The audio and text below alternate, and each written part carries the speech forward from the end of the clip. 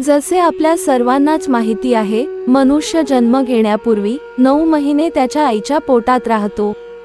जेव्हा मूल पहिल्यांदा आईच्या पोटात येते, तेव्हा बाळाचं या मृत्यू लोकात आगमन होण्यापूर्वीच ती आई नवनवीन स्वप्न बघू लागते। परंतु तुम्हाला माहिती आहे का, आईच्या पोटात मूल काय विचार करत असते ते, आणि त्या बाळाला गर्भातच काय शिक्षा भोगावी लागते ते? जर माहिती नसेल तर या व्हिडिओला शेवटपर्यंत नक्की बघा, कारण गरुड पुराणामध्ये जीवन मृत्यू, स्वर्ग नरक, पाप पुण्य, मोक्षप्राप्तीचे मार्ग इत्यादी बाबी बरोबरच हे पण सांगितलं आहेत की आईच्या पोटात बालकाला कोणकोणते दुःख भोगावे लागतात आणि देवाची आठवण कशी होते, आणि बाळ कोणत्या प्रकारे देवाचं स्मरण करत असते। बाळ आईच्या पोटात नेमकं काय विचार करीत असतं, त्यावेळी त्याच्या मनात आणि मेंदूमध्ये काय काय गोष्टी चालल्या असतात। गरुड पुराणातील धर्मकांड प्रेतकल्प अध्यायात पक्षीराज गरुड भगवान विष्णूला विचारतात, हे भगवंता, जेव्हा कुठली आत्मा दुसरे शरीर धारण करण्यापूर्वी जेव्हा आपल्या आईच्या पोटात असते, तेव्हा त्याला काय व कसे वाटत असते?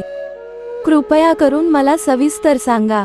तेव्हा भगवान विष्णू त्याला समजावून सांगतात की, हे गरुडा, गर्भात असलेल्या बाळाला आपल्या पूर्वजन्मीची कल्पना असते। त्याला आठवतं की त्याने त्याच्या पूर्वजन्मात स्वतःच्या जीवाची खूप काळजी घेतलेली असते। त्याला गर्भात त्याच्या आधीच्या सर्व जन्मांचे संपूर्ण ज्ञान प्राप्त होते। देहाच्या रक्षणासाठी मी धर्माचा त्याग करून, अधर्म आणि कपट करून धन गोळा केले।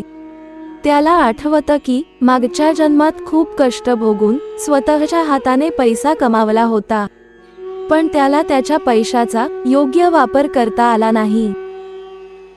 गरुड पुराणानुसार आईच्या पोटात वाढणारे मूल देवाला सांगतात की, देवा, मला या गर्भातून वेगळे होण्याची इच्छा नाही, कारण मला बाहेर जाऊन पापकर्मात पडायचे नाही, त्यामुळे नरक यातना भोगावी लागते। या कारणामुळे मी खूप दुःखी आहे, तरी पण दुःखरहित होऊन मी तुमच्या चरणाचा आश्रय घेऊन मी या संसारात आत्म्याचा उद्धार करणार। आईच्या पोटात मूल 9 महिने फक्त देवाची प्रार्थनाच करत असतो, पण त्याची वेळ संपताच, तो आईच्या पोटातून बाहेर येताच, तेव्हा त्याला काहीच आठवत नाही। विज्ञान सांगते की जेव्हा बाळ आईच्या पोटातून बाहेर येत असते, तेव्हा बाळाला असह्य वेदना होतात, त्यामुळे त्याच्या मेंदूवर खूप ताण येतो।